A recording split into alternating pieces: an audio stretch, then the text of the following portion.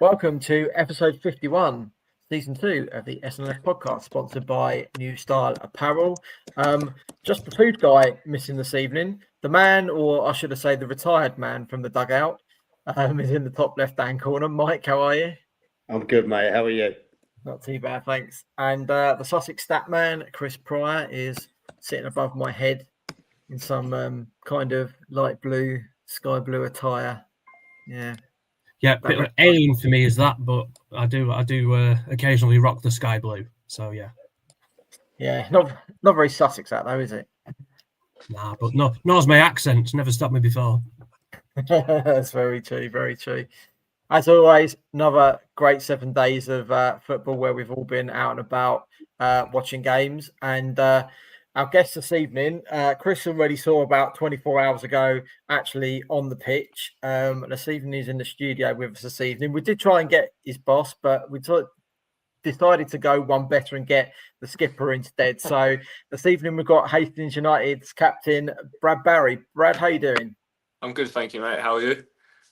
Very well, thank you. Thanks very much for coming on. I know Dave was quite keen to, but I think all the recent success he's had in the 4 games has kind of knocked him for 6, and he needs a bit of a lie down. So we've got a very able deputy this evening as well. But 8 points from the last 4 games, obviously since Dave's come in as well. Has it kind of been just a little bit better balanced than it was in the previous games? I mean, I know he's obviously brought a lot of players in, which he needed, but has it just sort of like kind of shored it up a little bit and made it a bit more of an even kill? Yeah, I think it was a much needed one. Obviously, the performances weren't great, were they? As everyone can see, but I think Dave has brought in more of a structure and a philosophy that was, this is the way we're going to play, and this is what I expect.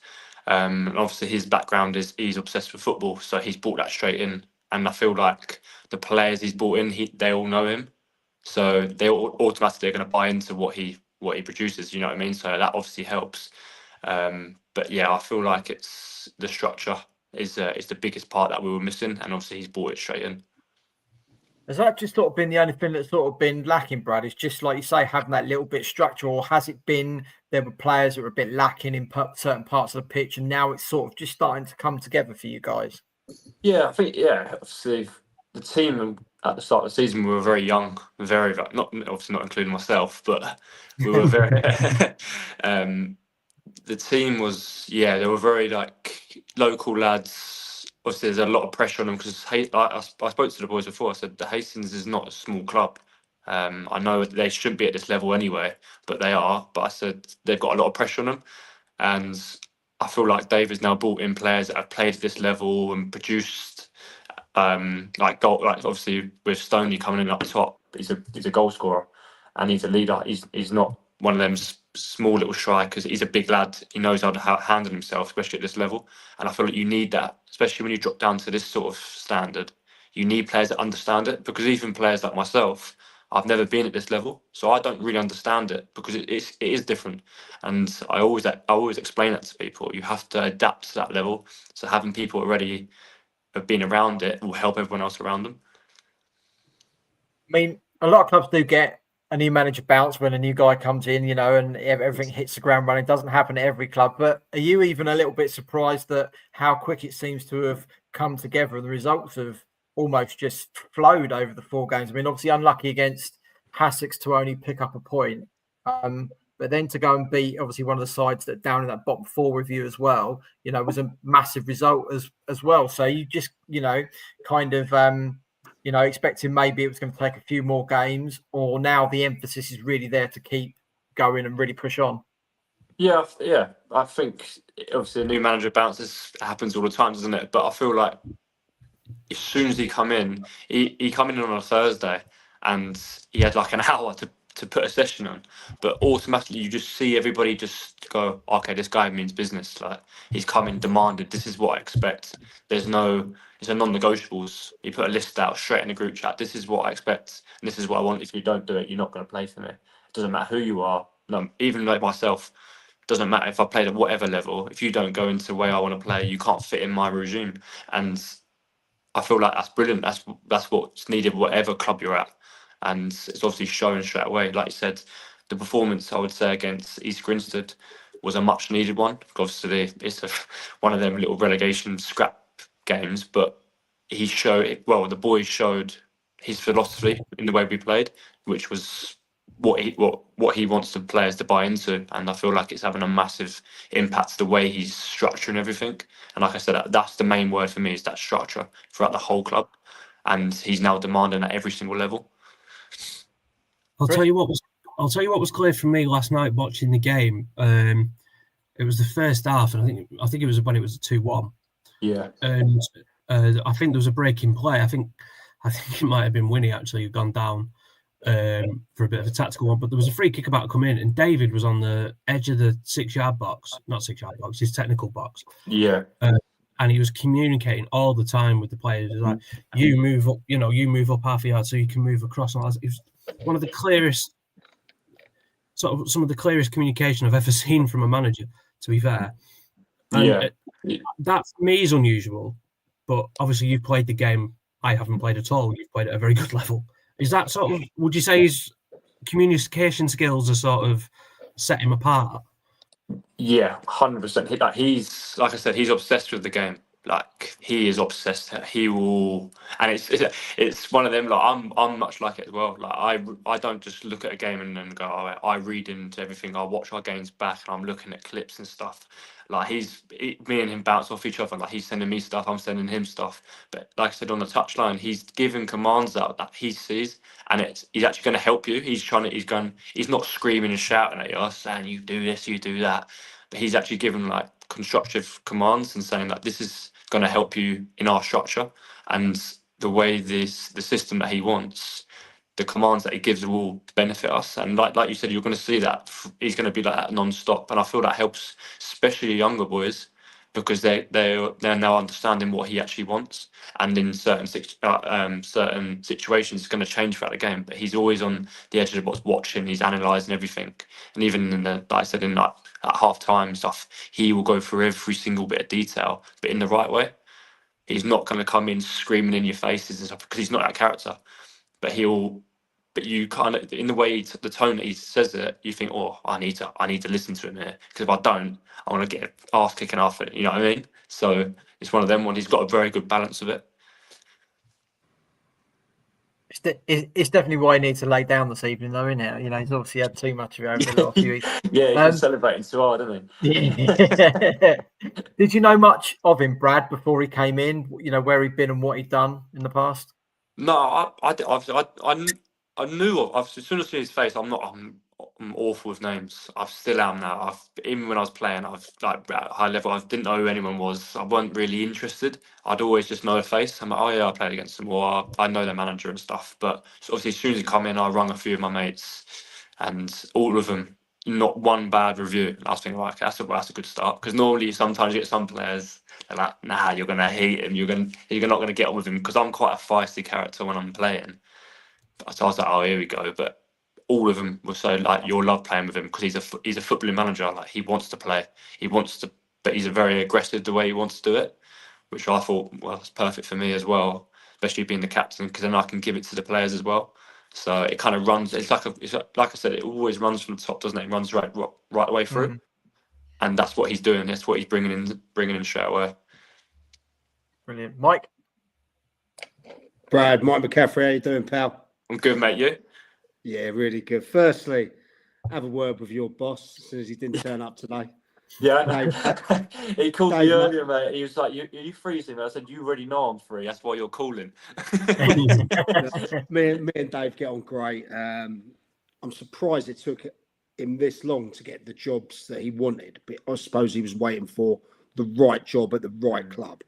I've got a lot of time for Dave. Done a lot of content with him previously. He's a good guy, and I think Hastings made the absolute right choice there. But we're not here to talk about him. You've stepped up to the plate, pal. Now, what a career you've had. You played league football.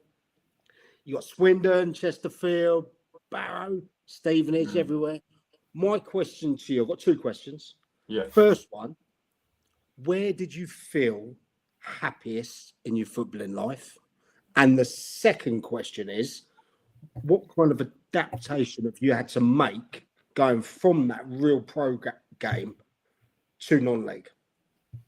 Yeah, that's a good question. The happiest. The happiest place where because obviously I moved away from home. I was obviously living in Hastings at the time, obviously playing for Brighton and stuff. But when I went Yeah. to, I'd say my happiest year was probably living in living in Manchester. Because I actually lived in Manchester when I played for Barrow, because it's the best place. Honestly, it's the best city I've ever lived in, and I was just. As soon as I put Barrow into my maps, obviously the manager Ian Evatt rung me, and obviously I played with him at Chesterfield and stuff, so I was really good friends with him.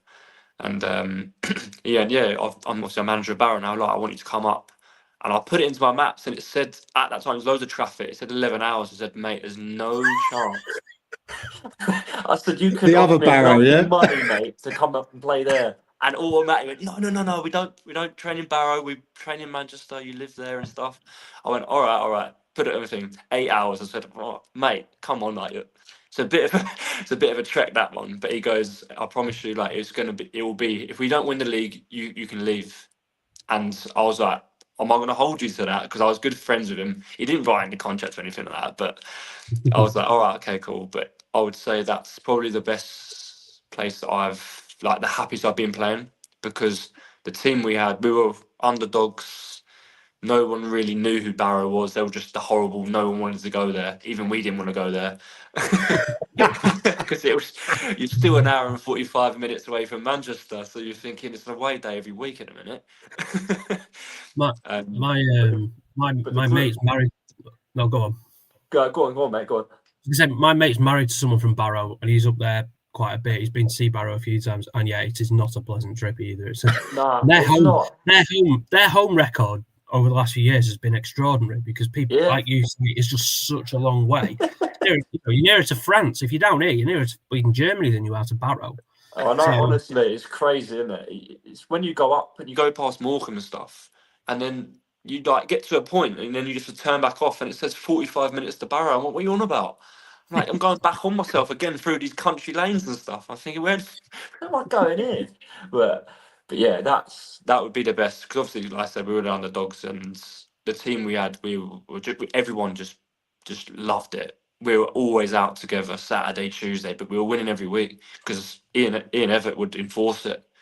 He said, if you win, you're all going out together, the whole team, and we would be out. And we're obviously living in Manchester. It's on your doorstep. Deansgate. Having it in Deansgate. I'm basically a foreigner up there, aren't I? I'm from the coast. I'm thinking, okay, I'm free up here. Nobody knows who I am. So what was the biggest adaptation you had to make from the program to the league, to the non-league game? What was the biggest you felt? I've got the best thing for this, because when I was at Stevenage, and then I signed for Eastbourne Borough part-time, it was a big step. It made choices, because obviously I had my daughter was about to be born, and I needed to be more closer to home. I didn't want to be travelling anywhere anymore. And obviously, when you get older, the money comes down a little bit. So I was thinking, right, I want to be close to home. I'm going to go and get a job and stuff. But my first ever game for Eastbourne was Hungerford away, and yeah, it was like that as well. I remember I was thinking, I thought, obviously coming from the League Two, I think, I'm all right, I'll be all right. Playing right back and stuff. I put my foot on the ball, went to go and thought I had time, and I got absolutely walloped. And I'm talking, I've had the fattest dead day. Yeah, straight smash. And I saw that 5 of these guys sprinting. I was thinking, what is going on here? I was thinking, this is mental, mate. Like, and then I had Danny Blue as a manager, and he said, you ain't got time in the league anymore, mate. We've had Danny on the show. He's a character. Yeah, do you know what? He's brilliant, mate. He's an absolute character. But yeah, that was my biggest, how to adapt from going from that sort of, because obviously when you go up in the leagues, it's more you are structured to wait, and you put your team in place to go, right, okay, we'll defend, and then we'll set up a trap, basically. Whereas non-league, they ain't got no traps, they just run. They've just got absolute animals who just want to run all day. And I was like, this is like, these are proper men down here. They don't care about nothing. You're getting elbows across the head, everything. So I said, I've got to now transition to this person. And luckily, I can always look after myself. So I've always been a bit of, I'm known to be a bit of a wind up and a few naughty tackles and That's stuff. you and me both, mate. Yeah, but yeah, that's what my biggest that to adapt to that was I haven't got time to dilly dally on the ball anymore. I've got to proper like hold my own and show them why I played in that level and how I can adapt to different situations. And I did very, very quickly. So, but yeah, that was my biggest thing. That hunger for the way, it still haunts me. I need to score an own goal as well. I was playing with Lee Morgan. Me and him used to try and take the piss all the time, like flick it up to each other and shape it to each other across the box. I went to go and give a pass back, and I nearly put it in my because I saw the geezer coming again. I said, "He's gonna fucking do me here." And I went and I put it. Went to go and pass it back, and I absolutely levered it at him. And it was going in the top corner. He just like Walker's basically like shouldered it off. He was like, "What are you playing at?" I said, "Mate, this geezer's gonna absolutely lever me if I don't do this." Well, I think you got an exciting time down at Hastings down there. You know, you leading on the pitch and Dave in the dugout. They are really hope you guys kick on there because it's a massive club down there with a massive fan base, and you know they need some luck and they need a run and they need the fans get behind you and that. I speak to Billy Wood all the time about it, and it is huge and they just want you to do well. So Brad, I can't wait to come down and see you and have a beer, pal. Really. Nah, me too, mate. Be good to see you. Nice one, Chris. Well, I mean, just on that side of Hastings and stuff, obviously, as an outsider looking in, there are a few clubs that do that, like jump out off the page as being a big club. But being at the Saffrons last night, I arrived fairly early. I couldn't believe how busy it was. That's the biggest, other than the playoff final we had against New Haven, and I think when we've had Brighton in the County Cup, I've never seen the Saffron so busy. And it was a Tuesday night. How many were there? Was that 650 or something? I think the steward said about 658 or something like that, which is good for that. Especially when obviously Borough are playing as well, weren't they? So, well, exactly, yeah. Like I said, it was, and I was walking around and I was like, so many people in claret and blue, and I'm like, oh, good Christ, we're outnumbered here. Like, town don't profess to be a big club in any way. Like, we're in Hastings and Eastbourne are very similar sizes towns, but we've got 3 clubs. And like you said, one of them was playing last night. The bigger one was playing last night. And, we do suffer in terms of gates sometimes. So to see 650 odd pack the Saffrons was brilliant. What did you make of the game? Because it got off to a very weird start. Yeah, it was. I missed the first 10 minutes because I got injured in the warm up. My hamstring went. I said, this old age is killing me, mate. I'm not. I was thinking, I can't sprint anymore. He was only born in 95. I know. That's what everyone keeps saying. All my mates that are retired, like they're like, "Yeah, how are you still playing?" I said, "Geez, I'm like 10 years younger than you. I played when I was 16. You were like 26, mate." Like, because I looked about 30 when I was 16. That's why. But yeah, like it was. As soon as I come out, it was just end to end, wasn't it? But it was I'd say it's a proper derby game. You know what I mean? Like it was just loads of chances, loads of big tackles and stuff. But that's proper football. And like I said, all the fans were there, and everyone was getting on with each other. So it was nice. You know what I mean? It was a good environment. That the boys felt it on the pitch as well. I spoke to them after. They said it was just because it's quite an entire enclosed pitch, isn't it? Like the pitch is tight, stadium, the fans are very close, which is nice. And I feel that gives it a bit more of a lift up. But it was a exciting game. I think it's better when it's like that. It's boring when it's like 1-0 or 0-0. Nobody wants to pay to see that. Like you want to see a goal for it, don't you? So. Oh yeah, but I don't think anyone was expecting 3 goals in the first 10. That was no. I don't think we expect that either. I don't know what they were doing. That's why it finished 3-0. Because I'm thinking, well, if we scored 3 goals in 10 minutes, we ain't scored 3 goals all season. That comes on to the point I was going to make. Like since Dave took over, like you've scored nearly half your goals and you've got half your points in 4 games. Like it does seem like there's a bit of a trajectory there, and the fixtures have been kind. But all you can do is beat what's in front of you, and you're unbeaten in 4 now. And signing Stoney and Rashard as well. I thought Rashard was he was dangerous all night. Yeah, he's a right threat. I let him know about that as well because he scored a few goals against us, didn't he? I had to let him know, mate. I said, I said, Rushy, mate, you better start scoring for us, mate. You scored enough against us in the last 10 games, so you take the piss, don't you? But he's a right threat. Like they're good lads. They know what they're good at, and I think Dave's going to bring the best out of them. He wouldn't have brought him in otherwise. Like you can just he knows what he wants. He's going to bring players in that are going to suit his system, and they're going to be good for the change room. We don't have big egos. Like that's one thing that I enforced from the players. I said, "There's no egos in this change room." So the gaffer puts this philosophy in. We treat every club with respect, and this is the way we are. Because, like we said before, Hastings is a big club, so nobody's bigger than the club. No matter where you've come from, this is who we are. And Dave's now putting this in, saying this is the way we're going to play. We're going to be a very attacking force. Yeah, we might concede goals, but we will score more. You know what I mean? So it's going to be more exciting now. I look forward to seeing how it progresses, as long as you don't catch us in the table. Wait for that.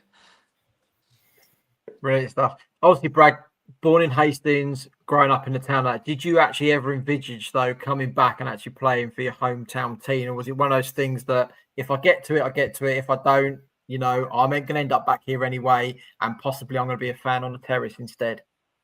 Yeah, you're right. A lot of people say that. Like, I've always had it in my head. I've always had it in like my kind of career path. I thought, because I'm from Hastings, I said I've never played from when I was young, even when I was younger, even when I was like Sunday League. Of we had Hastings United, Hastings Town Whites and stuff, but I always played for the opposite. I always worked at Hastings Gunners, and but as soon as I went into the pro game, I said I will want to come back and try and play for Hastings if it comes to that point. And it was at that point this season where I had about 7 different offers, and yeah, we done well last year. Borough made semi-final playoffs, and we like 1 point off. And I played a lot. I played quite a lot, so I thought, is it right? I said, could I Maidstone that will come in? But I was thinking, do I want to travel so far anymore? Like I've kind of come to a point where I'm like, I've had a good career, and I don't want to keep having to travel everywhere just for an extra few quid. I said, it's not going to change my life. Whereas I could be somewhere where I was born in a big club. Obviously, they've had to suffer with relegation. Maybe we can make something good. We can make the club good again. And then when I eventually retire, we leave the club where it should be. And that's what kind of journey that I want to be on. And now we've got someone like Dave in. That's his mindset. He knows where he wants to be. So it's like, well, and he wants me to be a part of it as well. So yeah, I think that for me, it was the right time. And my kids I've got 2 children. They're from Hastings. They live literally around the corner. So it's nice for them. My daughter loves football, so she loves watching me. So my missus comes over and picks up the kids for me when I'm playing. So that's, you know what I mean? It's more of like a family thing. So, and that's why I've always got a love for it. I've always kept like an eye on them when I was playing, seeing what they're doing and stuff. And now to be a part of it, I think it's more like sentimental. You know what I mean? To me, like it's more family meaning more than anything else. Because like I said, I could have went to Maidstone. I was in talks with Worthing and stuff, but the money side of things, I weren't really interested in it anymore because of travelling and all that. So I thought Hastings it's perfect timing for me now. Yeah, no, it's nice that as well. I mean, I know you've still got quite a few years left in the tank yet, but have you had sort of a little bit of a thought of what your plans are when it does come to that point where those boots have got to be hung on the peg for good? I nearly thought out yesterday, mate. When my hamstring went in the warm-up, I said, he's telling me signs up there now. He's telling me, he said, mate, your time's coming quicker than you thought. Yeah, no, obviously I get involved with the 23s at Hastings now. I'm starting to do the coaching role now. I'm actually learning off Dave as well, because he knows his level. Obviously, this is where I'll start. And he's obviously his aim's not to stay here forever. He'll progress on. There's no doubt about it. So I'm now going to be learning how he deals with these sort of level of players, because the mentality is completely different down at this level, because this isn't their full-time job. Like, people have work. They earn more from their work. So this is like their just little hobby, but they get a bit of extra money for it. But so I'll see how he deals with different characters and stuff. And that's what I'm now learning. And I'm now getting his philosophy into the 23s. so it runs throughout the whole club. And I feel like it's going to be a big change around the place. It's going to be everybody's going to buy into everything, like, because the youngsters are going to come through at some point, and they're not going to be blind by it. And I feel like that will be a massive influence, especially for local football, for all the boys that are going through the ranks at Hastings and stuff. They'll progress more. So that's definitely something that I want to be a part of, because, like I said, I'm obsessed with football as well. Like, I'll go and watch all the games. I'll be there tomorrow night with 23s watching the whole thing. Like, it's just what I do. Who'd you follow, Brad? What's that? What team? Yeah. Oh, do you want to know? Of course I do. I'm Arsenal, mate. Oh, it could have been worse. Could have been Liverpool, yeah, mate. but it's because I played Pacers Gunners when I was younger. So I had loads of football teams in my family. Half of my family sports Spurs. I was like, no.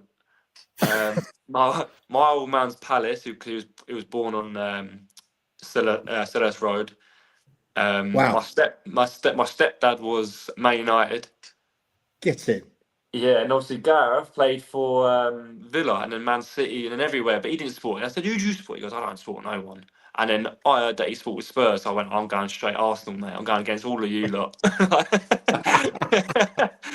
Love that. For me personally, I don't really watch like the Premier League games. I'll go and watch I always watch highlights of local footballs and stuff like that, because I don't know. It's because now I'm a part of it. I love it. Like, I always thought, like, I don't get how these people come and watch that. When I first joined eSport, I was like, how did you not watch this? Like, it's just carnage. But then I realised it's actually so much better. Could you see yourself managing your hometown club one day? I'd love to, yeah. I feel like you'd get down with that, would you? Yeah, like, because when I was at Borough, when obviously Mark Beard left, I took as intern straight away. They come straight away to me and said, "Oh, would you be alright?" I said, "Yeah, it's fine with me." Like, it was never really, I never get phased by it. And when I actually got a taste of it, I said, "Oh, it's quite a lot that goes on here," but I quite liked it. So I was like, "Oh." And then when obviously when Adam Murray left, they were like, all the fans were messaging me saying, "Are you going to go in for manager?" And then, "Or are you going to do anything?" I said, "Mate, I've just turned 30, mate." Like, everyone's mugging you off. Do you know what I mean? Yeah, so I said, I've still got a few years, hopefully. I said, you lot have write me off already as well. But yeah, I'd love to, mate. It's definitely something that's in the pipeline for the future. Yeah, wicked. Love that. Great stuff. Brad, thank you very much for giving up your time this evening to come and join us. No problem. Best of luck for the rest of the season as well. And hopefully I'll get along to the pilot field as well. I didn't actually go last year, but times I have been there, it's somewhere completely different to go and watch football that you kind of wouldn't expect, because you say with like the Saffrons, it's so enclosed, but the pilot field's so open. It's a lovely place to watch football as well. No, yeah, exactly, mate. Come down. It'd be a pleasure to see you all. 100%. We'll have a bit of that, won't we? Yeah. Way day at Hastings. Have some of that. We've already been, unfortunately, so have to wait till next season. Yeah, he's like, I ain't going back there now. You're a legend, Brad. Thanks for coming on, pal. No problem at all. Thanks for having me. And tell your gaffer to grow a pair next time, because I know you bottle gap, mate. Yeah. I had a great time on there. Mate, I've been trying to get him on for years. I'm gonna ring him in a minute, so I'll just battered you the whole time. Yeah, tell him he's gone, he's out. Well, I'll tell you something as well. Actually, as he didn't come on, I messaged him, I think, Sunday to say, "Do you want to come on?" Obviously, because your results are quite good. And he went, "Can we see how the results go on Tuesday?" I was like, Jesus Christ. I'm like, as Mike said, he needs to grow a pair. I mean, if he couldn't trust you like last night to get something, and even then turn up and front it if you'd have lost. I don't know. He's waiting to get 5 in a row like that geezer with the hair, isn't he? Yeah, that Man United fan with the big old afro. I love it. Cheers for coming on, Brad. Thanks very much, mate. No problem at all, mate. Pleasure. Good luck for the season, Brad. Legend, mate. See you soon. Okay. I tell you what, that's the kind of guy I'd like to play for if you turn into a manager. You can see he's a winner, can't you? Yeah. He's a winner on the pitch. He totally buys into what Dave wants to achieve there and everything. And he's probably Dave on the pitch in that way. You know what I mean? Just taking out his instructions going forward. And what a nice guy. What a nice guy. Well, I mean, when you've won the highest honour you can in non-league football, which is the National League, you can't ask for much more than that, can you? No. You know, at the end of the And day. going back to his hometown club, what a story that is. Absolutely. Absolutely. Right, let's get on with last week's action, and we'll start in the FA Vars. And the second round got underway last Friday evening, where Haywards Heath Town won 2-0 at London Samurai Rovers. On Saturday afternoon, Crawley Down Gatwick beat Kennington by 3-2. Eastbourne United triumphed 1-0 at home to Epsom and Ewell. Infinity went down by 2-1 to the holders Whitstable Town, and Guernsey lost 4-2 at Snodden. The draw for the third round was made on Monday, and Haywards Heath Town broke their streak of 9 successive away ties in the competition with a home Crazy, tie. isn't it? Berks County, yeah, it's nuts. Crawley Down Gatwick head to Faversham Strike Force that don't actually play in Faversham. They actually play at Whitstable. So that game will either be on, I would imagine, Friday evening or Sunday, because Whitstable Town are also at home to Eastbourne United. Ties to be played on Saturday, the 6th of December, or in Crawley Down Gatwick's case, it's going to be Friday or Sunday. I'd imagine they go for the Sunday. But there we go. Infinity didn't do too bad against Whitstable. Bearing in mind they're starting to pull away at the top of the South East counties as well. Haywards Heath possibly were expected to get through, and we're hoping that the home hoodoo doesn't actually break them, turn up and knock them out. Yeah, after so many away ties. Because what was it? Statman was saying they're as low as 5-1 Haywards Heath to win that Vars now. Well, I didn't actually look at your graphic, Chris, until about a couple of days afterwards. And I think you had the top 5, didn't you, in there? And Whitstable weren't even in the top 5. And I'm like, hang on, now the holders of the competition, and yet they're not in the top 5 to go and win it. I'm like, someone just put a finger in the air on those 5 will do. What they did, what the bookies did that was weird, and it was Bet Victor in this instance, what they did that was weird was they priced up Haywards Heath midway through a round, which is really unusual. If you look at the odds now, I think Nuneaton are the favourites, and they're 5-2.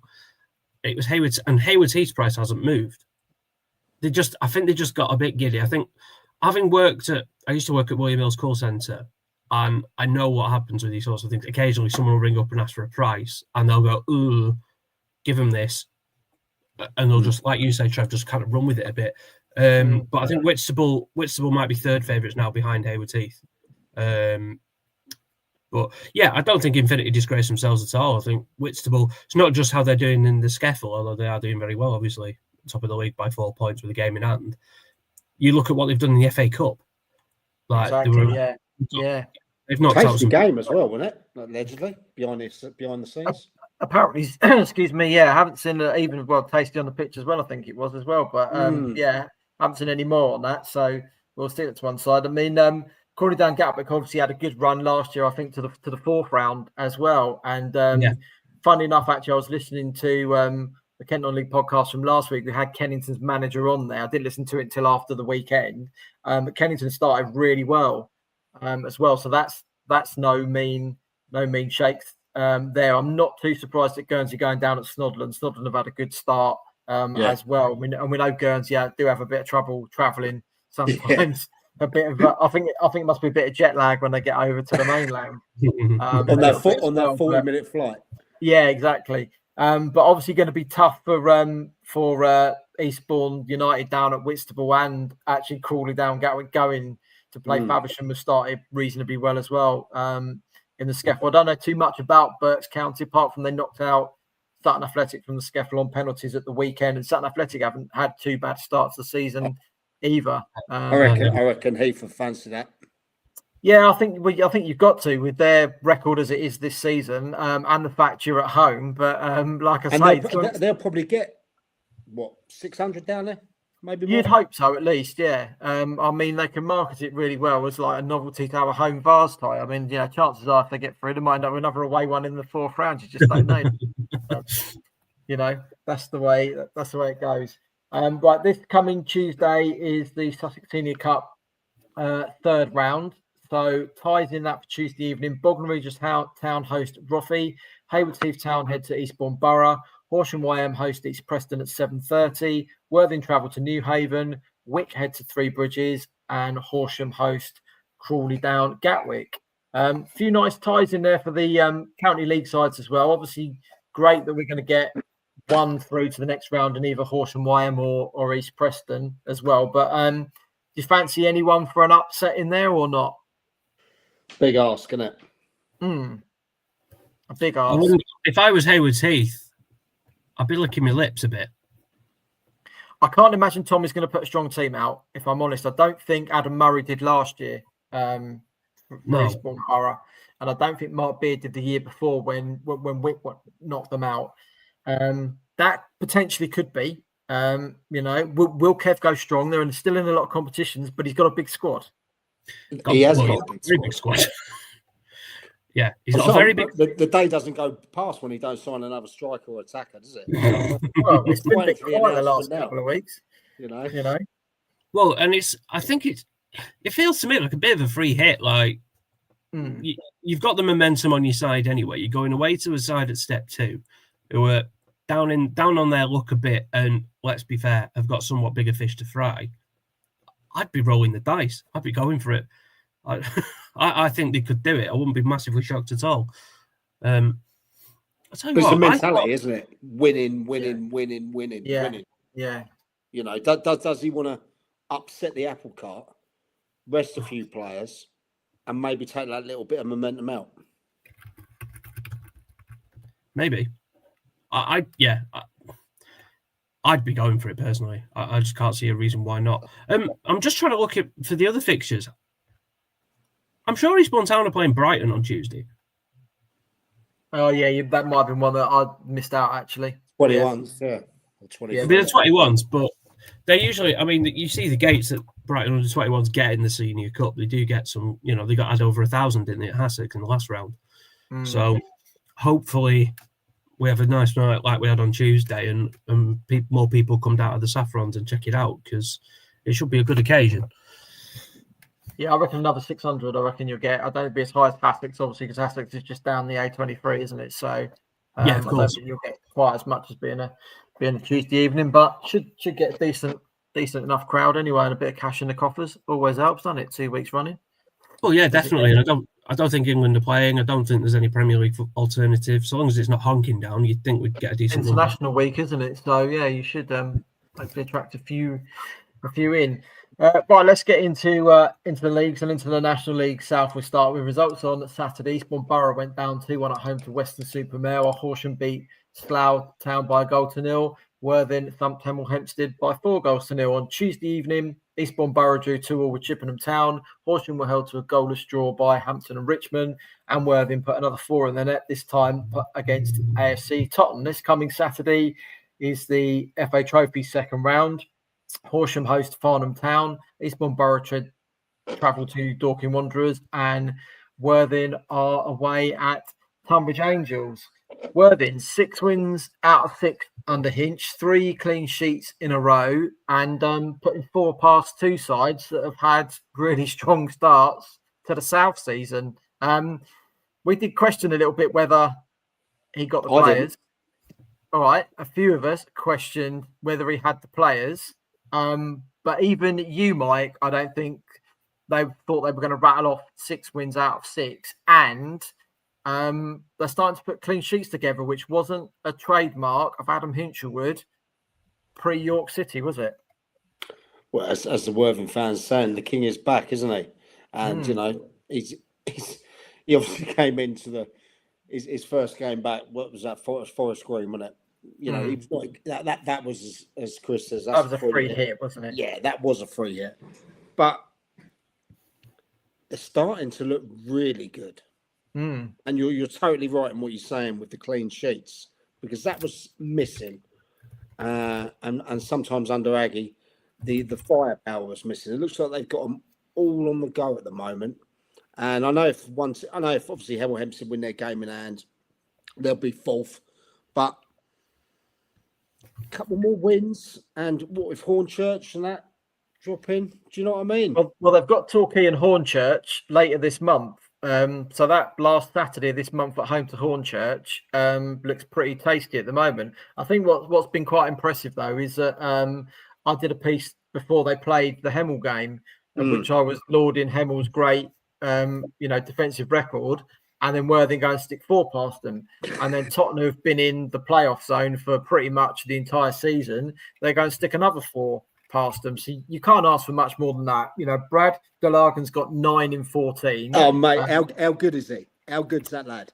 Yeah, very. I thought personally he left He's Worthing sick. too early. I thought he left Worthing too early, and probably should have had another season. And he probably would have had these numbers a year or so ago, and probably be in a League 2 or a League 1 move where he's actually comfortable. But when your strikers start scoring goals like that, people start taking notice and people start sniffing around.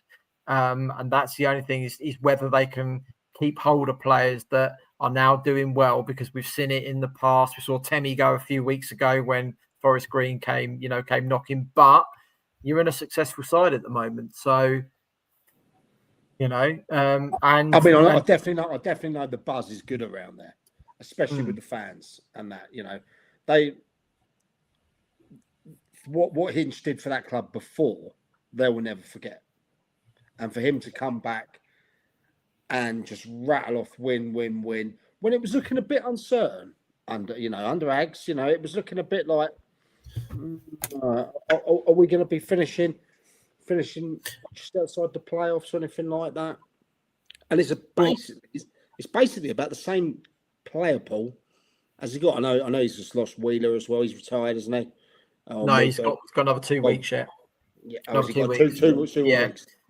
But then, I said as well, I think to Gaz the other week, though, the guy he brought in from Cheltenham, Cox, is the sort of player I don't think that would have been on his radar 2 years ago as manager of Worthing. Now he's had that experience and his eyes have been opened a lot more to how big the player pool, what you can get your hands on. His stock as well was very high, even getting sacked by York because of what he did last season, how he turned it around from 20th to second place as well. So players were buying into come into play, but potentially because of where we are on the coast as well, a lot of us, players don't always look at those kind of destinations. But now, because of they're looking at who he is, what he is, John Meany's done it at Sutton for a year or two as well. So both quality. in National League. Exactly. So then, you get more players kind of buying into it. Chris? Well, don't forget, Hinch, he got off to a slow start at York, but it's not like they were losing games. Like, it was at the time, well, it was they did get thumped by Altrincham by 6. And then everyone was questioning why he came in. But I think he had to abandon his beliefs a little bit in terms of being able to just get results there to keep him in that division. So then when it came to last season, he could actually expand and play on how he wants to play. And, that was the difference. Obviously, bringing in players like Joe Felix, Ollie Pearce, people who know his system, but they fitted into his system. What he had the year before was a mismatch of players signed by about 3 different managers and the chairman, and funneled straight down. Now he's got, I think, more of a clear direction. Oh, no, I'm at the start of this season. I don't think it was a particularly disastrous start, was it, for Hinch at York this season? At the start of this season, it was a good start, wasn't it? Yeah, that's what I mean. So, but anyway, going back to Worthing, they've scored more goals under Hinch than they have under Aggie at the start of this season, which, considering they've only played 6 games under Hinchelwood, under Agatha as well, they'd failed to score him. They'd only scored in half the games, so they'd failed to score in half of them. But now they're rattling off 3s and 4s, and like you say, battering Hemel and Totten, who I think for both them games, both them sides were above Worthing at kickoff. Yeah, and they've just swatted him aside with minimal fuss. It's he could not have asked for a better start. The top of the form guide as well. They couldn't have asked for a better. He couldn't have asked for a better start. Well, I mean, only Horsham out of the last 6 games have conceded less goals than Worthing. Yeah, it's looking very good for Sussex at the minute. Well, West Sussex anyway. West Sussex, yeah. I do think the fans will start potentially getting a little bit tipsy with the run they're on at the moment. They got to be real. They got to be real. They're not. He's not just going to come in and steamroll everyone. there's going to be a shocker come up. It happens. But they can't have done it. Sorry, do you mean Worthing or Horsham? Sorry, Worthing. I think Horsham have already surpassed a lot of people's expectations already. You know, yeah, 18 games gone, 30 points in the playoffs for a team that was bang on tip to go back down. Yeah, you know. But I mean, in terms of Worthing, you're right. And after I think I said on Monday's show, like their next 4 games, they've got Slough on the 22nd, and then it's Torquay away, Hornchurch at home, Ebbsfleet away, Western away. That's 4 really tough games, which I think that's the acid test, I think. So this time next month, we'll have a better assessment of what's happening. I reckon so. Yeah. I mean, there's so many sides in that division that haven't got going, like your Ebbsfleets, for example. Dorking are very hot and cold, blowing at the moment. Maidenhead were brilliant until about 6 games ago, and now they've got the second worst record over the last 6 games. It's so difficult to tell. Even Chelmsford, I don't think have got off to the start they would have wanted. Come together, hasn't it? I mean, they've won 4 in a bounce, Chelmsford. Yeah. You know, and again, I think because Angelo's got his side settled now at Chelmsford, and they're all starting to kick into gear and go. I mean, when you've got Lyle Taylor as well playing up front, scoring goals for fun with another good goal on Monday evening, you know, they could still be the ace in the pack. Right, let's get into the Isthmian League Premier Division. Results last Saturday: Chichester City drew 0-0 at Cray Wanderers. Lewis beat the leaders, or the then leaders, Brentwood Town by 4-2. Burgess Hill Town won 2-1 at Welling United, and Whitehawk went down 1-0 at home to Averley. On Tuesday evening, Burgess Hill Town beat Clay Valley Papermill by 1-0. Chichester City beat Whitehawk by 3-1, and Carshalton Athletic beat Lewis 3-2. This coming Saturday, Burgess Hill Town host Dulwich Hamlet. Dartford are at home to Chichester City. Whitehawk host Billericay Town, and Wingate and Finchley are at home to Lewis, with those games kicking off at 3 minutes past 3. And we'll come to that in a minute as well. This division is an absolute mixture. Last week we were talking about Whitehawk being really good and up in top of the table, and then they have 2 defeats in a row. And then Burgess Hill are 2 points from the playoff with 2 wins in a row, and Lewis are 3 points from the playoffs. And Chichester have got so many games in hand. I don't know where this division's going because it is so tight in that bunched up middle.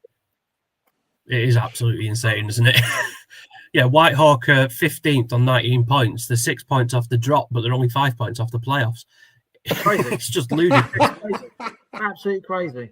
You know, and if you look at the table, if you've been following it closely after the last few weeks as well, Averley have come out of nowhere and just suddenly sitting in that top bit, and then Billericay are just starting to inch their way up the table week by week as well. I think this division's actually tougher than the National League South to call this year. I think so. Below Folkestone, I think, yeah. But I think given the way they're going, they are on something at the minute.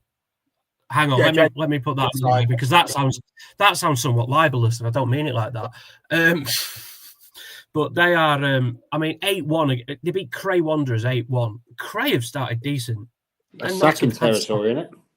Well, yeah, I was listening to Tosh's post-match today, actually, and he said I think he said at 7-1, our keeper made a fantastic save, and he said 7-1 was flattering us then. So they were really that bad. And as Chris said, they've been really good and really strong defensively this year.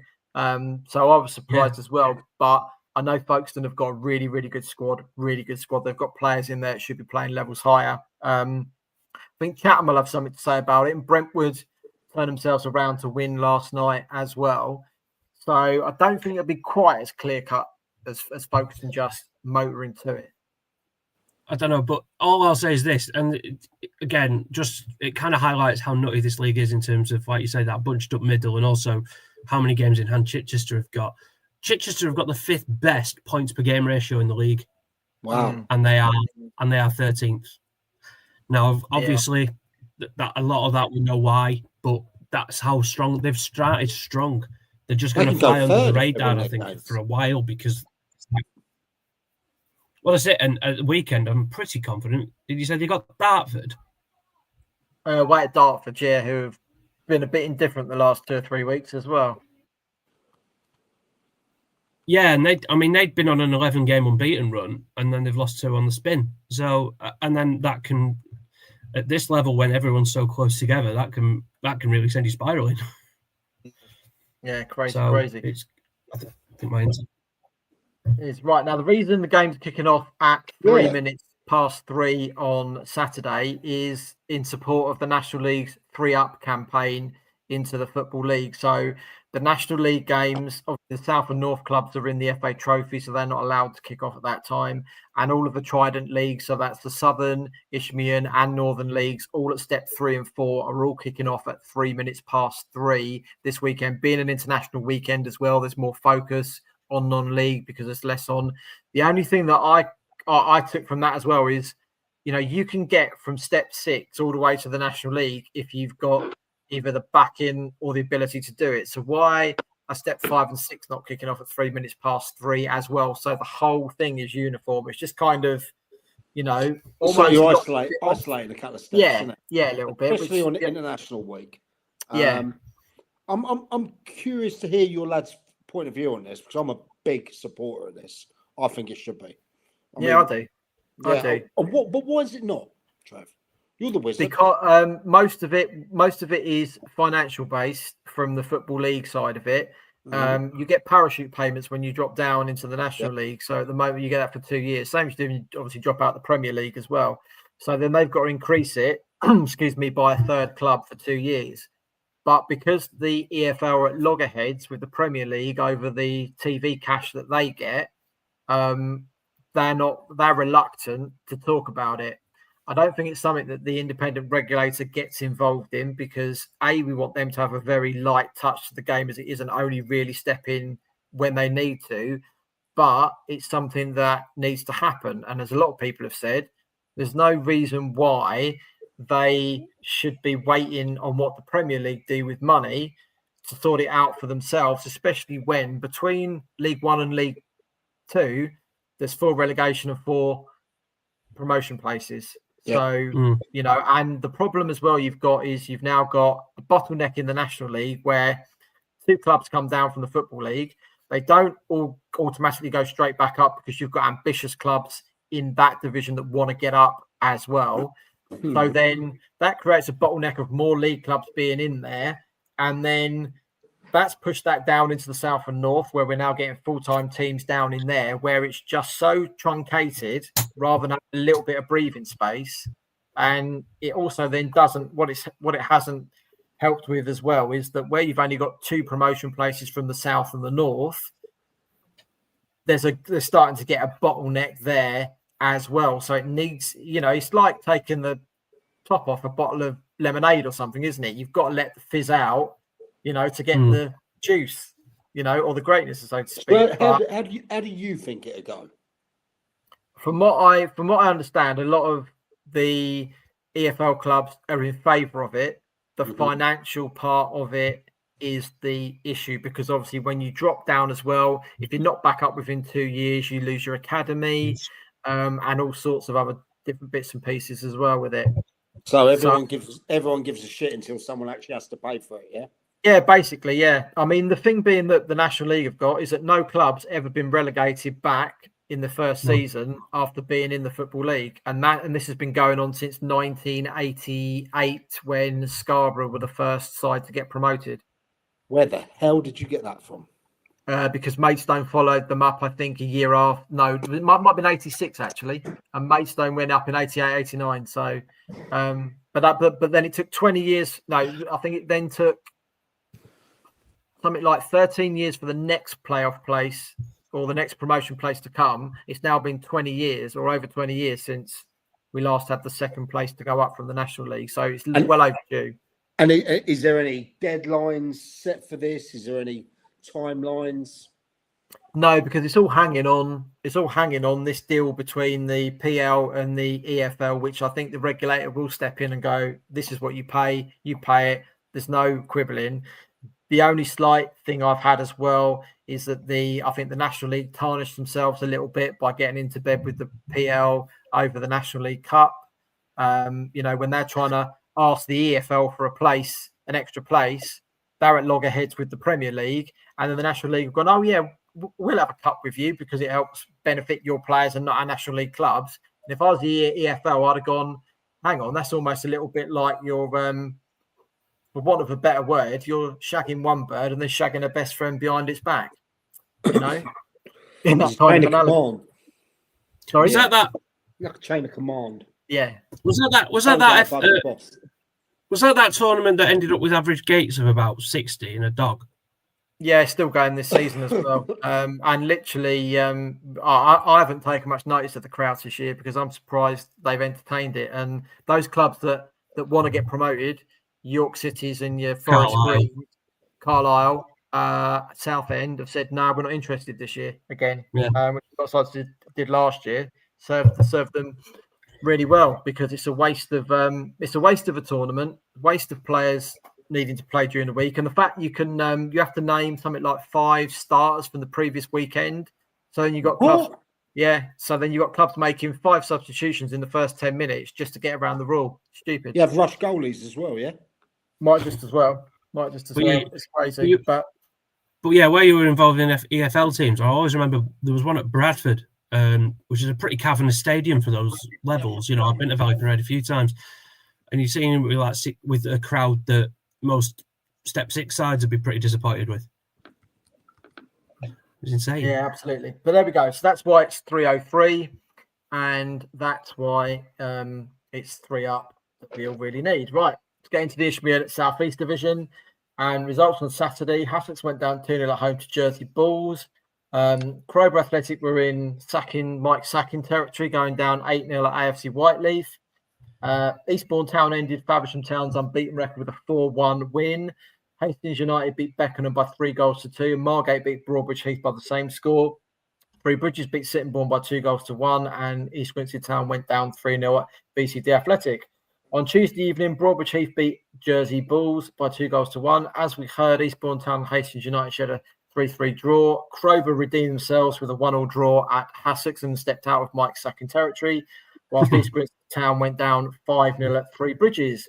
This coming Saturday, Three Bridges head to AFC Croydon Athletic. Broadbridge Heath are at Beckenham Town. Crowborough Athletic at home to Sheppey United. East Grinstead Town at home to Mersham. Eastbourne Town host VCD Athletic.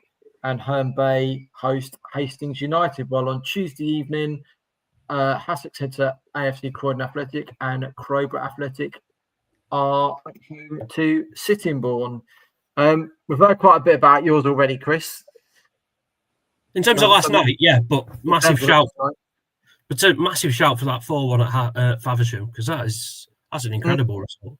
And then for Faversham to go and lose 4-1 again last night at Deal has actually paved the way for Three Bridges, which is where I was last night as they played East Grinstead Town. It was a horrible night for watching football. I was glad I was actually sitting down. I rarely sit at football, but there ain't much covered standing at Three Bridges, so I plonked myself down on a pew quite near a lot of Three Bridges fans as well. And I caught up with Grant before the game as well. He'd literally just come out of the changing rooms as I was waiting for me from a burger and chips, and we was having a chat about the Forest Road bit that we discussed on the pod the other week.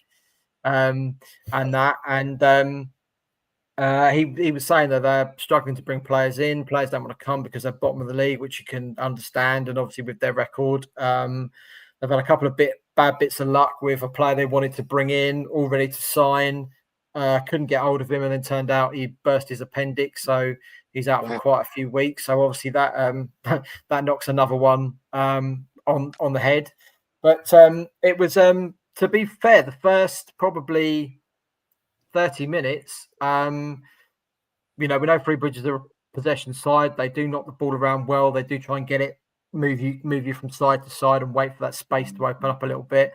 And literally they traded one shot each between them in the first 30 minutes. Yeah, I heard it was a bit dull at first from looking at the yeah, a little bit. I think credit to East Grinstead, they were obviously trying to frustrate them And there was a couple of times actually where I know how Bridges want to play, but if they'd have dinked that ball over the top, they would have probably been in and probably been 1 or 2 up. Then they scored 2 in 5 minutes through Noel Leighton, who's too good a striker for this level. If I'm honest, so always going to score goals, and that kind of knocked the stuffing out of the game.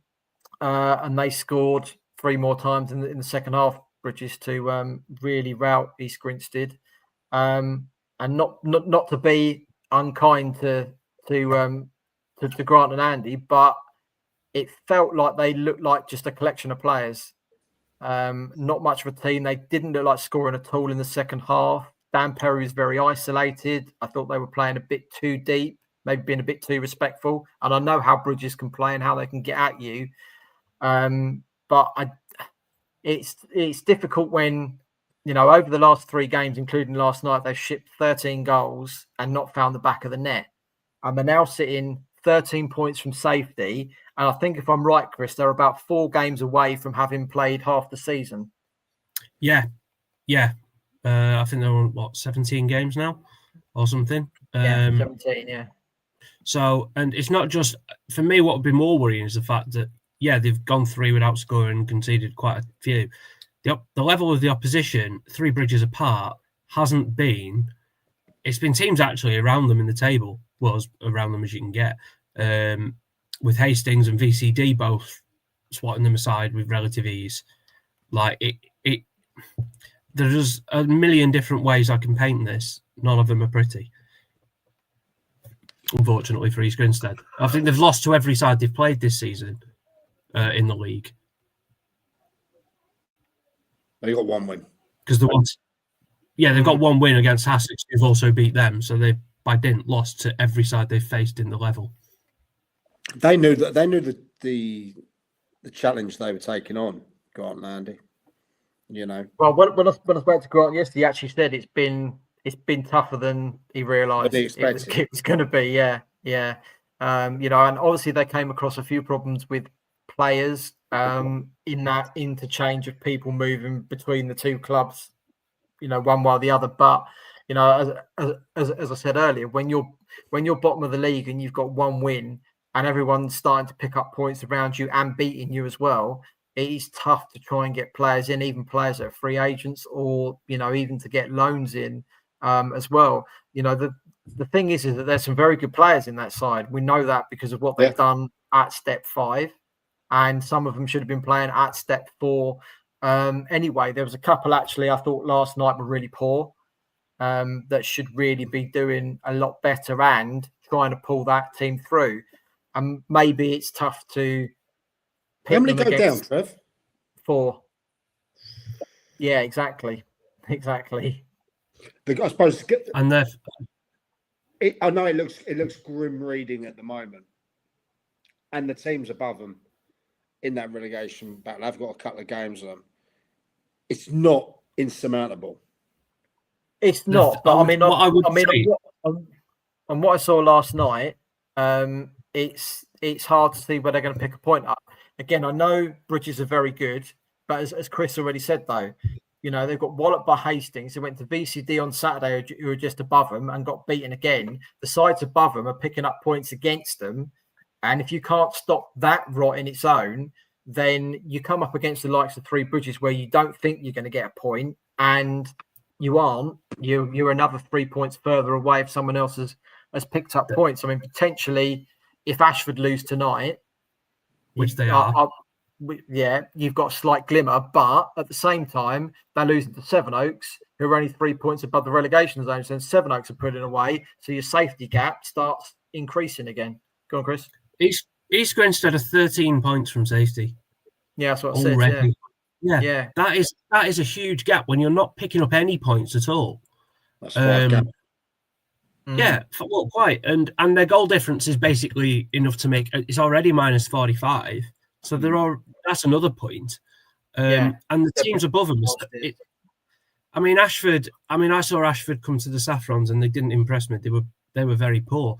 But it's, to be honest, it's not just them. Hastings, as we've said, they've picked up 8 points from 4 games. They're starting to get their stride now. Sevenoaks are picking up another win. Erith, they're the next side up, and they're unbeaten in 6. Crowborough are the next one, and they don't. They've only lost half their games, so they're still picking up points on the reg. It's hard to find a way out for them at the moment. Have either of you seen Ashford or Beckenham this season? Yeah, I've seen both. What's your opinion?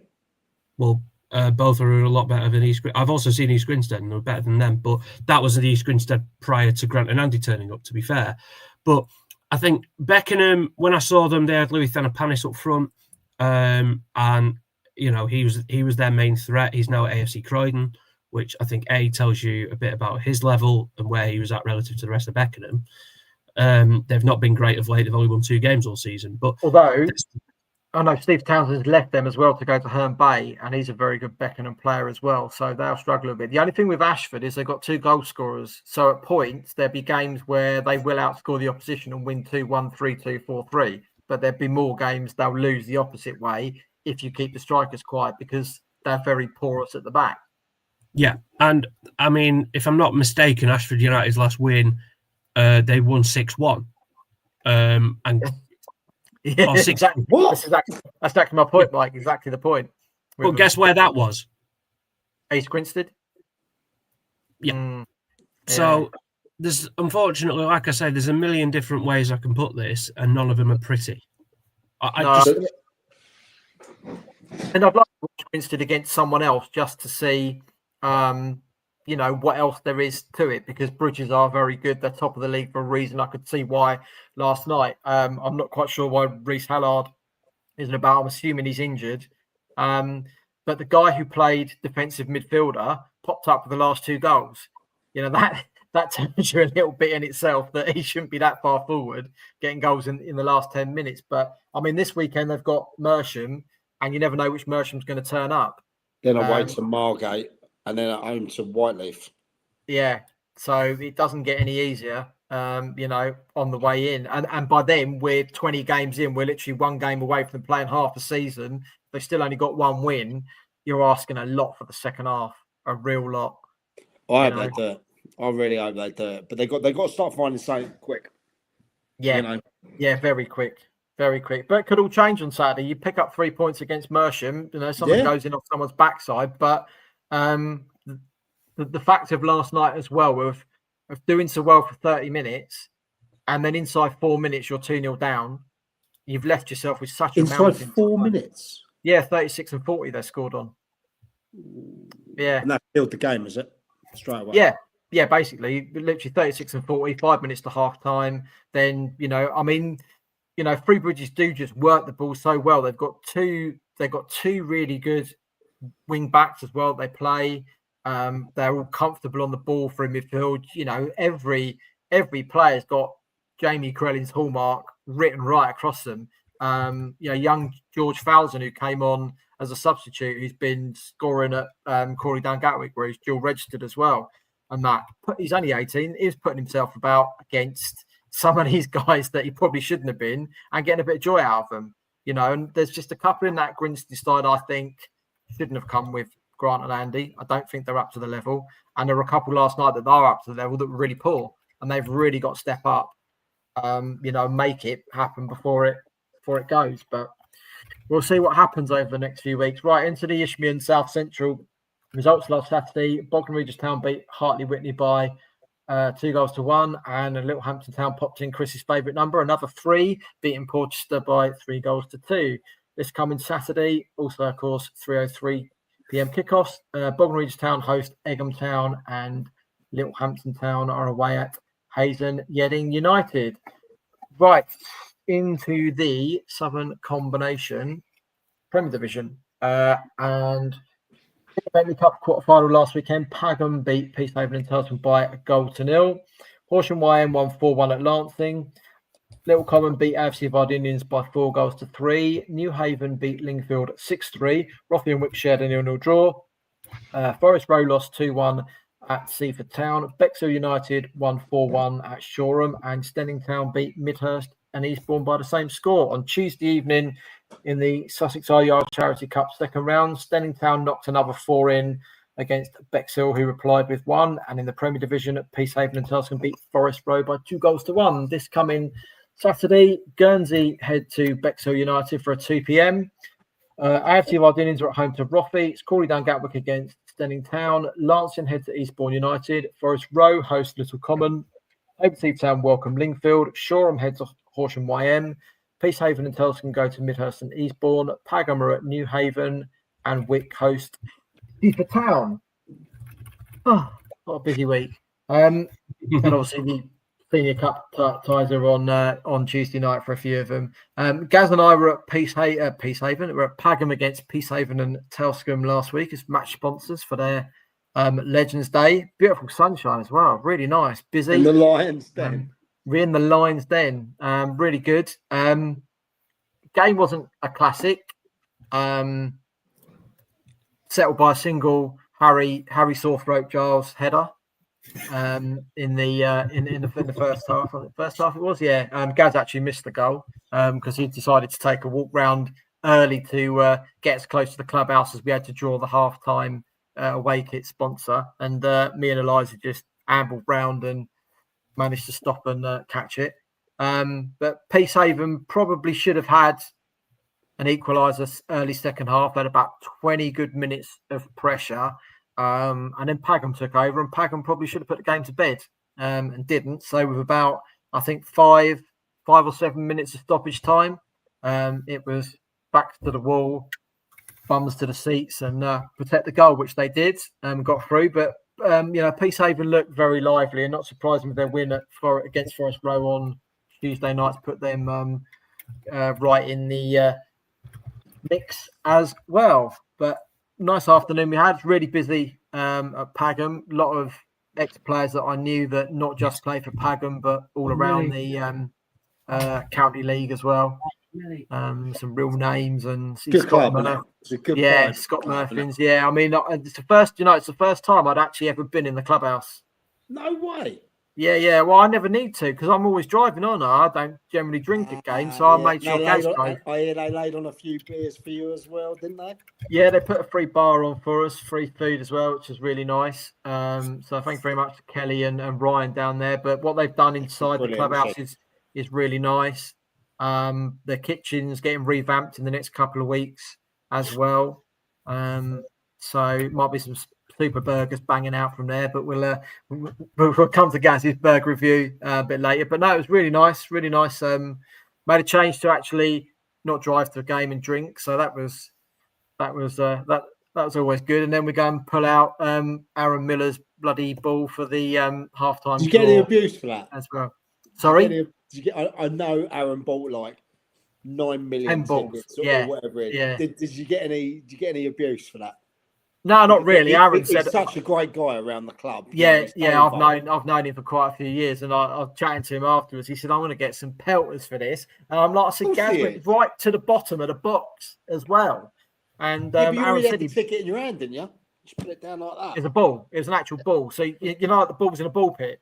Was it a hot ball or a cold ball? You know, they I don't know. Gaz picked it. I had to give a flipping speech, which I didn't know was happening. Otherwise, I'd have written one instead. So.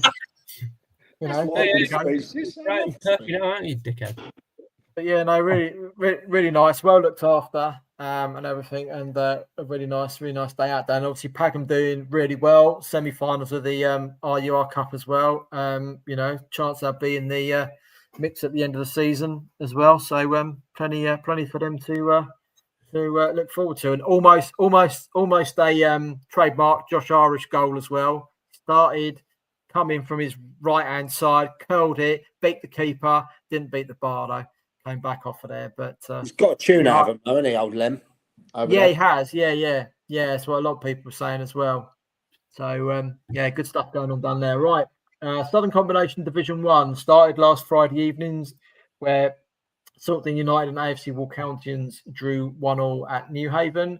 On Saturday, Billingshurst game with Copthorne was postponed. Jarvis Brook and Godalming shared a 2-2 draw, as did Oakwood and Arundel. Reigate Priory beat Loxford by 4-0. Selsley beat Mile Oak by 2-0, and Worthing United drew 2-2 with East Preston. Then on Tuesday evening, in the Division 1 Challenge Cup quarter-final, Billingshurst game with Godalming was postponed. East Preston drew 2-2 with Jarvis Brook, with East Preston going through 5-4 penalties.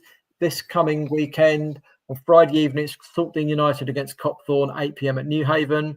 On Saturday, AFC Walcountians welcome Infinity. Arundel are at home to Mile Oak. Dorking Wanderers B are hosting Selsey. Godalming Town travel to East Preston.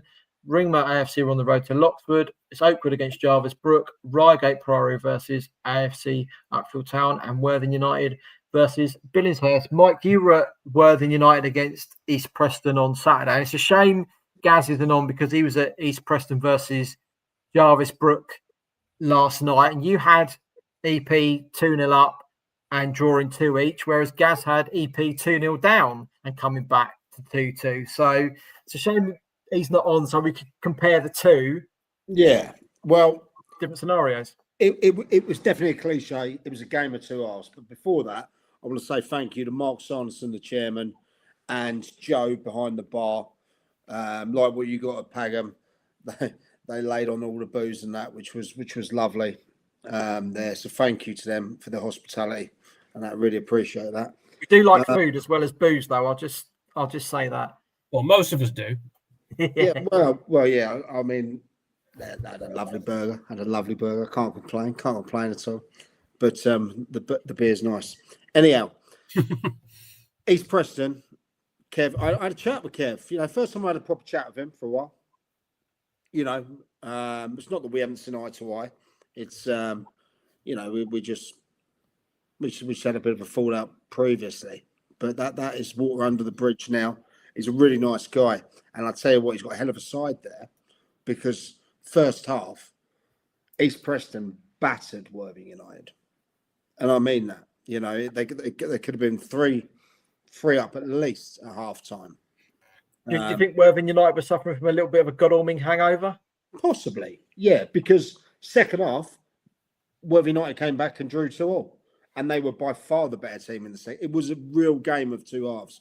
Both teams could have won it. Both managers, whether that's Kev at EP or Cuzzer and City at Worthing United, they both probably left that game thinking, should have 3 points, you know. But two young teams that will definitely be there or thereabouts. I wouldn't be surprised if East Preston started picking up quite a few points now.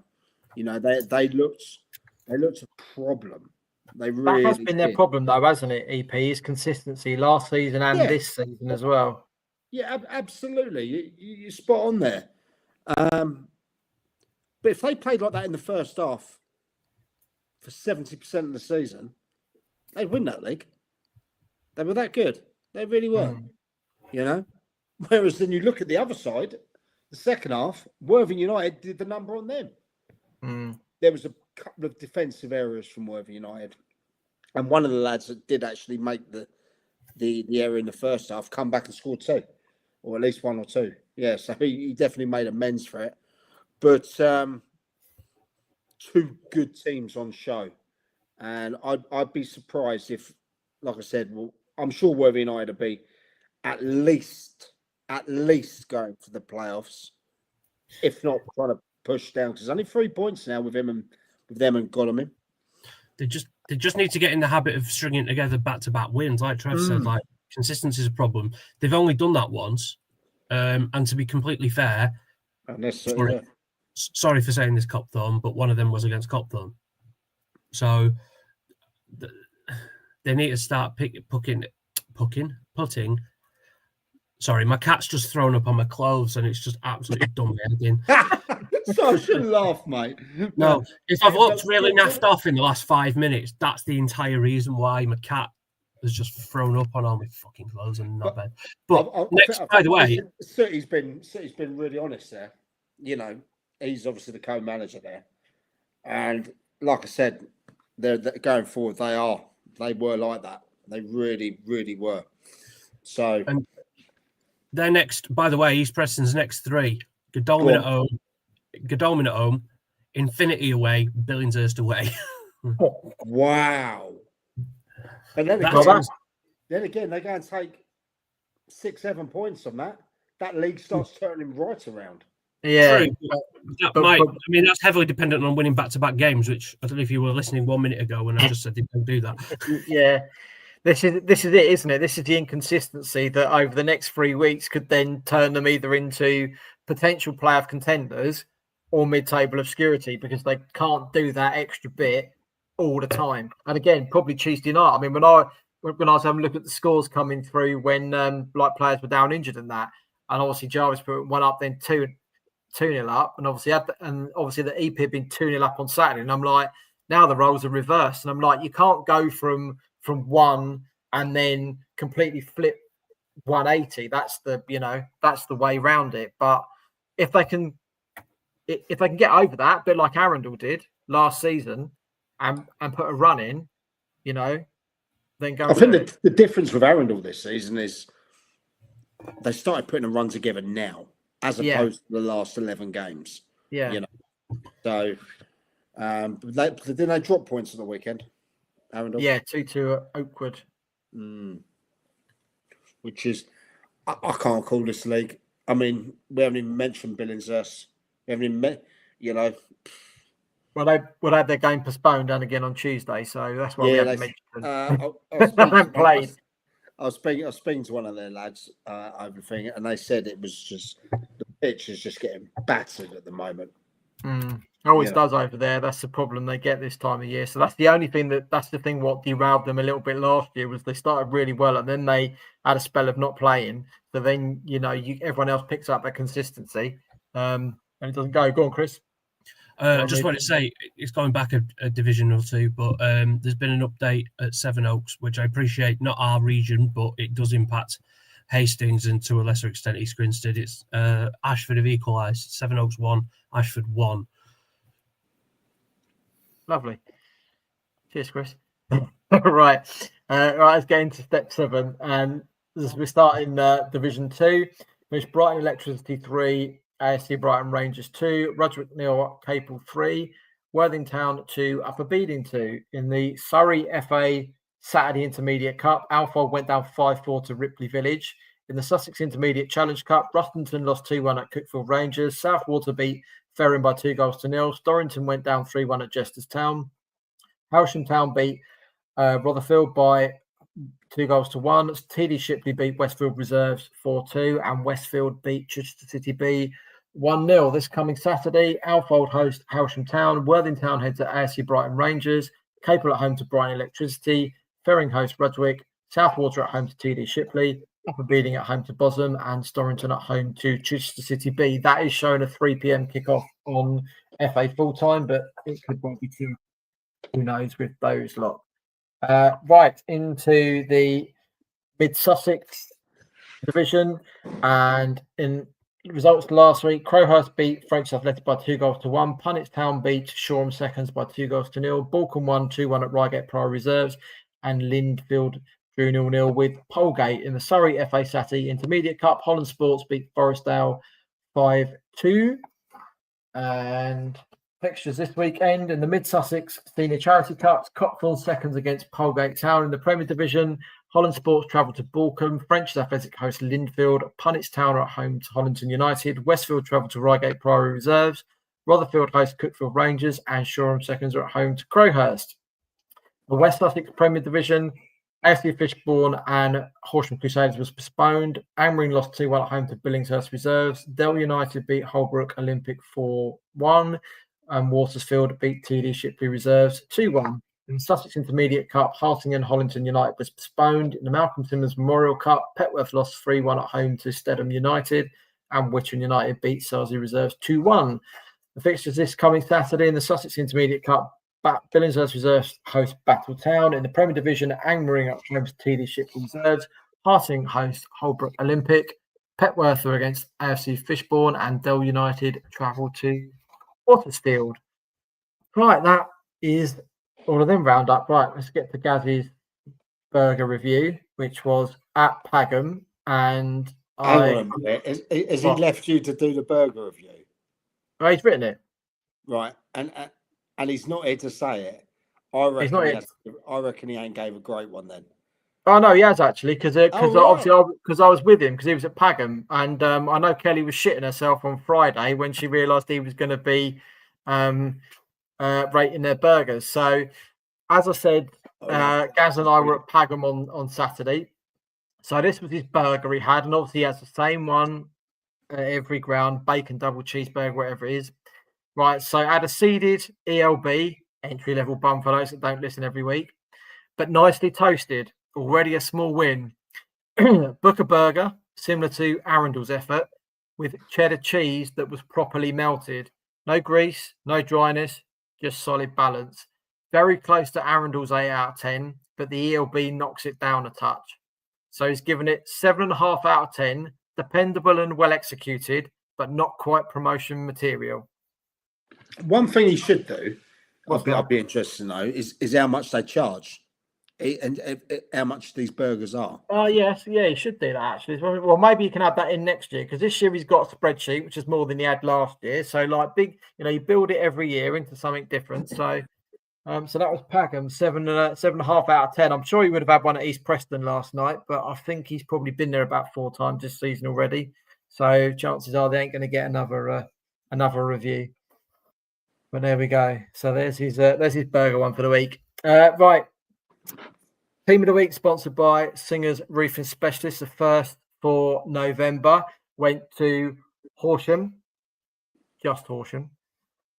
Obviously, 4th in the table they were.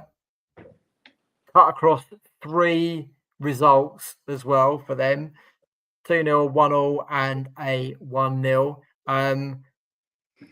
There weren't much else in the conversation, really, apart from Worthing, because those two have been absolutely excelling themselves. Well, Horsham, why am not in the conversation? No, literally, because Horsham are overachieving, miles above where they are. Horsham YM are not overachieving. They're achieving very well at the moment, where a lot of people expect them to be.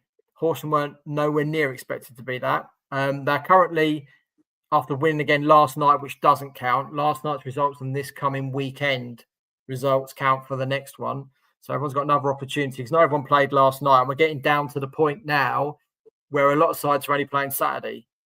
So stick your result out there if it's good enough. Simple as that. But no, Horsham Worm can't be in the conversation every week. It's boring. Well, no, I suppose it'd only be boring if they won it every week. But well, exactly, yeah. Well, in their minds, I think they have, but we'll get there. But so, congratulations to Horsham for winning it. I say Worthing. I said to Gaz, you got to consider them as well, and he was not be Horsham, because they were above. Obviously, Worthing went above Horsham last night in the table with another win against another promotion contender. So put it out there. There it is. Right. Anyone got any shout outs?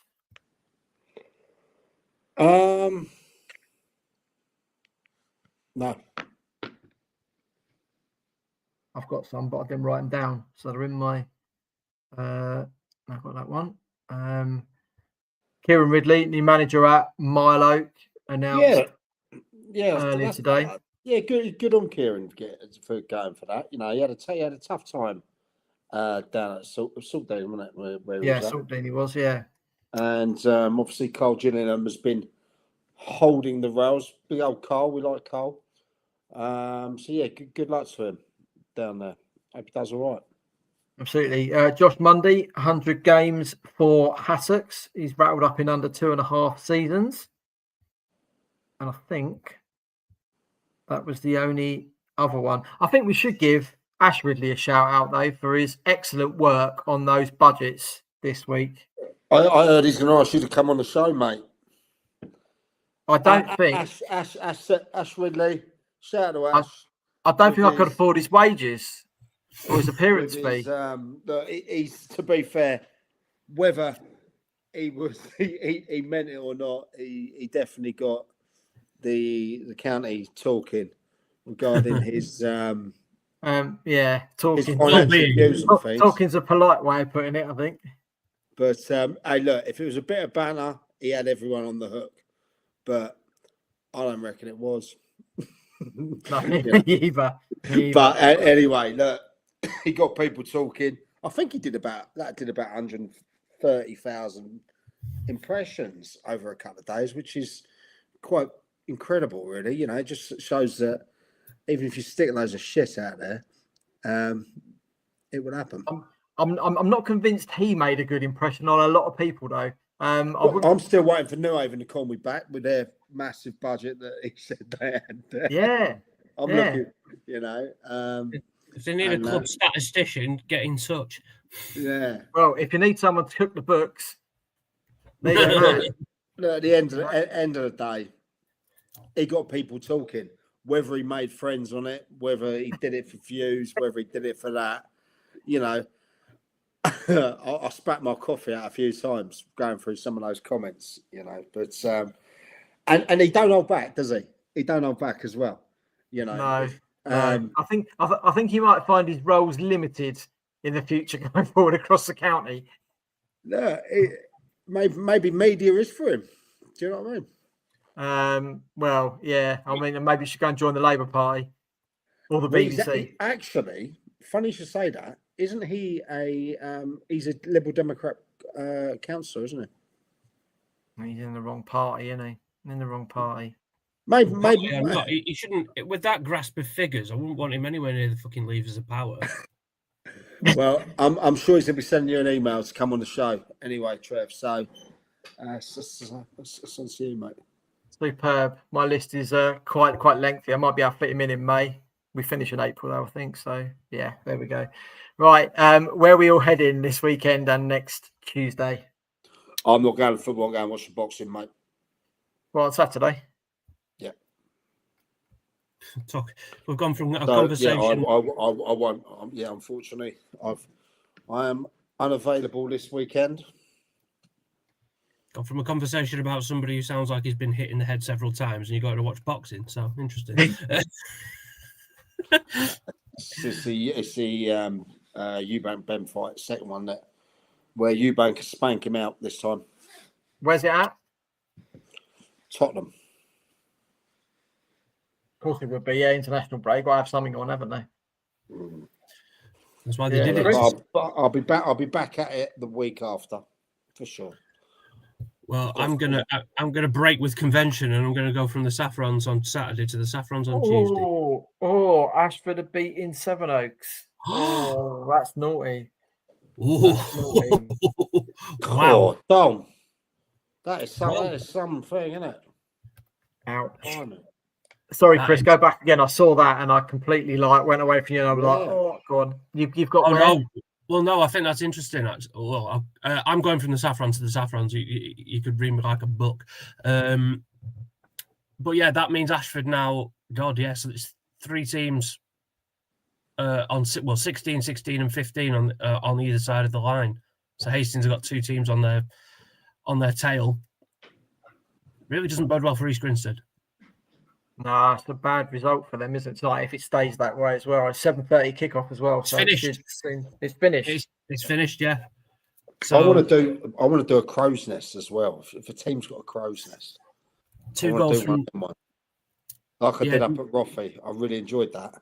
Any teams out there that fancy having a rotten knobhead in their crow's nest, giving it a bit for the live game, let me know. I fancy a bit of that. I used to use theirs, don't they, properly for thingying, for recording. But yeah, Eastbourne Town, it's VCD on Saturday, and then it's Brighton at home in the County Cup. So hopefully we get a few people through the gate. I don't think we will for VCD, to be fair. No, well, they don't get many at home, do they? Let alone on their beautiful little place, though, VCD. I went there with it's lovely. Yeah, went there with Arundel in the FA Plays last year. Yeah, it's very nice. Yeah, it is a lovely grass. So many clubs around in that area, though. With Phoenix Sports are literally like across the road. Then they've got Welling, Dartford, Grayson's not too far away. Youth and ladies play there as well. Yeah, Charlton ladies have played there for a long while as well. But the pitch has always been a carpet. Really, really nice up there. Yeah, really good. It's like they've got the old bonsai trees, scissors. Yeah. Well, when you've got like ladies teams using it, the professional clubs look after it. So that's why it always looks so good. Always looks so good.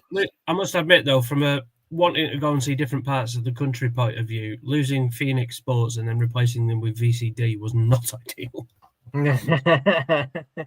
Well, I think this year at the moment you could have Whitstable. I think you could have Bearsted, Rusthall. Who else is up in that top four?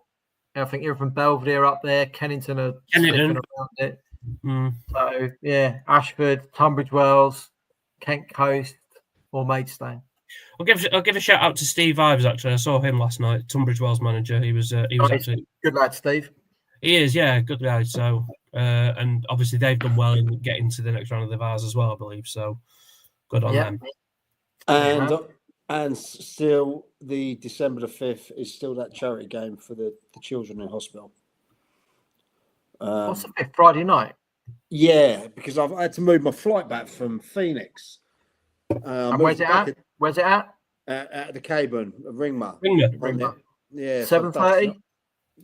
Something like that. I'm dusting off the old £9 emu boots tonight.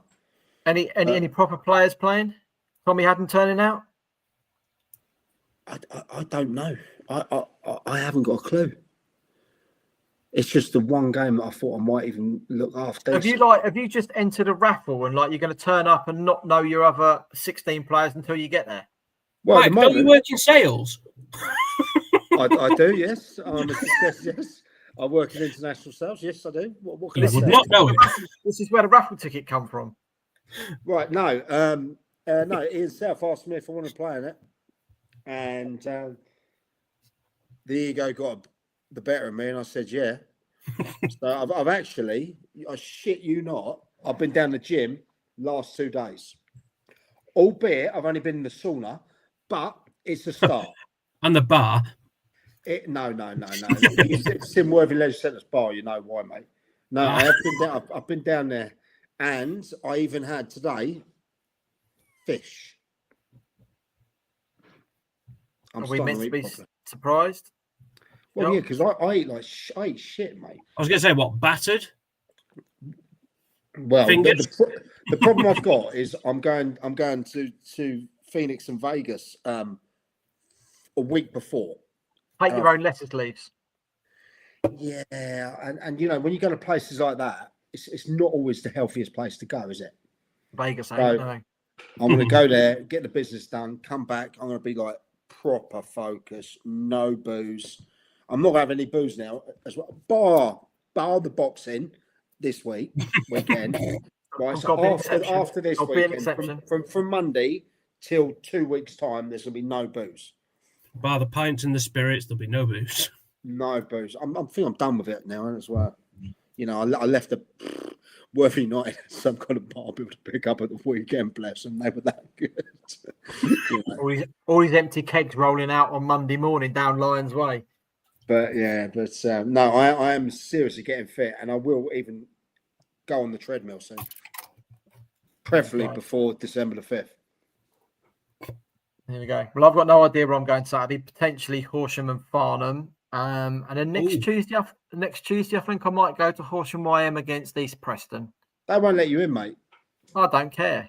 I'm still going to turn up. And then I can broadcast from outside and go, well, there's no chance from ever getting a Team of the Week award if I can't get in, is there? Because I can't actually see them play to see if they're actually any good.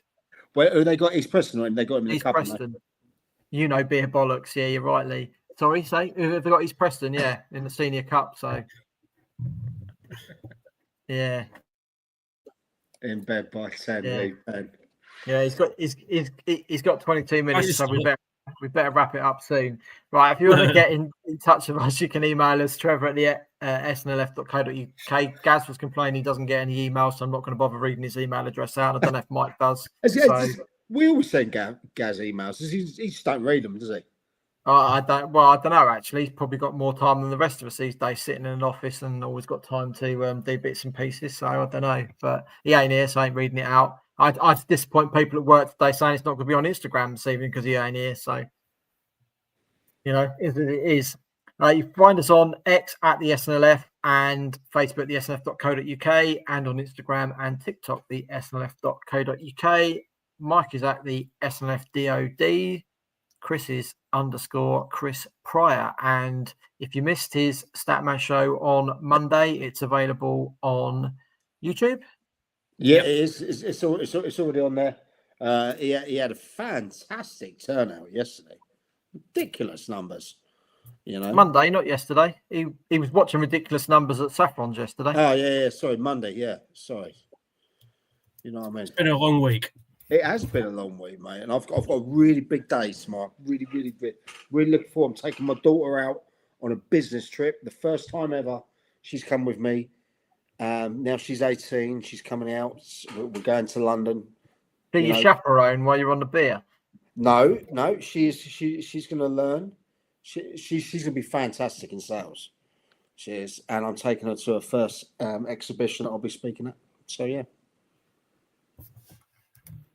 Superb. Right, that's it from us this evening. Enjoy football over the next 7 days, and we'll be back again next Wednesday. Well, I won't be, but everyone else will be. So enjoy yourself over the next 3 weeks, because I'm not here. I've no idea what it's going to be like. I ain't going to be tuning in, I can tell you. I'll just wait and watch. I'll just wait and watch the comments and watch everything blow up. Don't worry, mate. Yeah. I've got this. That's what worries me. Even Gaz is concerned as well. Don't worry about that. Anyway. We'll have a bit of a free for all. Exactly. That's the worry. You're going to come back, and that's it. We've got out of business, mate. It's gone. I was going to say, everybody, you'll be out of business. I won't be. Everybody just duck. Yeah. Well, tune in 3 weeks' time when I'm back. There you go. There's your choice. Just before you go, have you decided if you've given out those tickets yet? No, I messaged Gaz about it this morning, and I haven't had hardly a reply from him all day. I think he's actually been properly. I think he's been properly working. Yeah, I think he's been properly working today, so I'll have to give him a bit of leeway. He went to the exhibition that I'm at today. Like I said, he had a proper working day. Yeah. So, but we got 4 tickets to give away, haven't we? Yeah. Well, it was next week. I think he wants to do a pair on Instagram, so he's working out how to do it across. We'll get it done. We'll work it out. Was it about the 20? It's 2 weeks' time, isn't it? Yeah, 2 weeks tonight. So yeah, we'll have it done and we'll have it ready for next week. Little giveaway. Absolutely. Right. Enjoy the football, guys, and see you again next week. All the best, everyone. Forza Respawn. Peace.